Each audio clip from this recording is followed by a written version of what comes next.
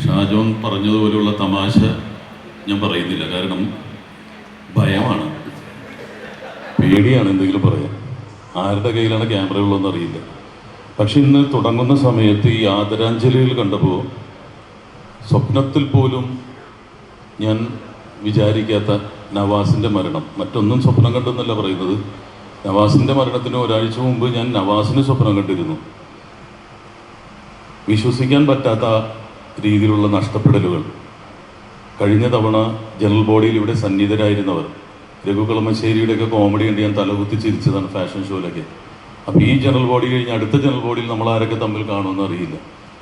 ഒരു സത്യം നമ്മൾ കലാകാരന്മാർ പ്രത്യേകിച്ച് മനസ്സിൽ ഇത് റിപ്പീറ്റായിട്ട് പല സ്ഥലത്തും നിങ്ങൾ കേട്ടിട്ടുണ്ടാവും. കാരണം നമ്മൾ സമ്പാദിക്കുന്ന വീടും നമ്മൾ സമ്പാദിക്കുന്ന സ്വത്തും വാഹനമൊക്കെ കുറച്ച് കാലം മാത്രമാണ് നമുക്ക് കൊണ്ടു കിടക്കാൻ ദൈവം അനുവദിച്ചിട്ടുള്ളത്. കസ്റ്റോഡിയൻസാണ് നമ്മൾ, സൂക്ഷിപ്പുകാരാണ്. നമ്മുടെ കൈ കിടക്കുന്ന ഈ മോതിരം പോലും അടുത്ത തലമുറ മുറിച്ചു മാറ്റും. ആകെ നിലനിൽക്കുന്നത് അവർ ഉണ്ടാക്കിയ സ്നേഹവും അവർ സൃഷ്ടിച്ച തമാശകളും നമ്മുടെ കൂട്ടത്തിലെ സഹോദരന്മാരുണ്ടാക്കിയ കലായുടെ ഓർമ്മകളുമാണ്.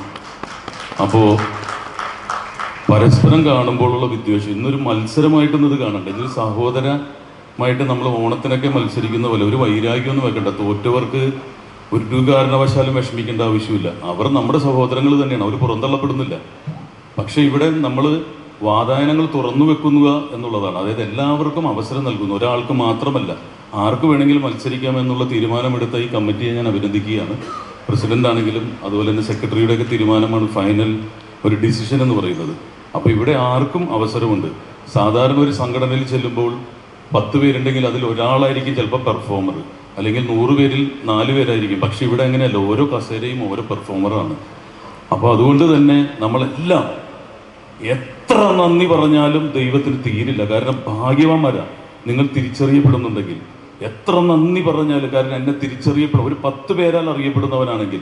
കാരണം ഒരുപാട് കഷ്ടപ്പെടുന്നവരുണ്ട്. നിങ്ങൾ സ്റ്റേജിൽ ചെല്ലുമ്പോൾ ഒരു 5000 രൂപ 3000 രൂപ എന്തുമാത്രം കഷ്ടപ്പെട്ടിട്ടാണ് ഒരു തൊഴിലാളിക്ക് വൈകിട്ട് 1000 രൂപ കിട്ടുന്നത്. അതുകൊണ്ട് എല്ലാ ദിവസവും നന്ദി പറയുക.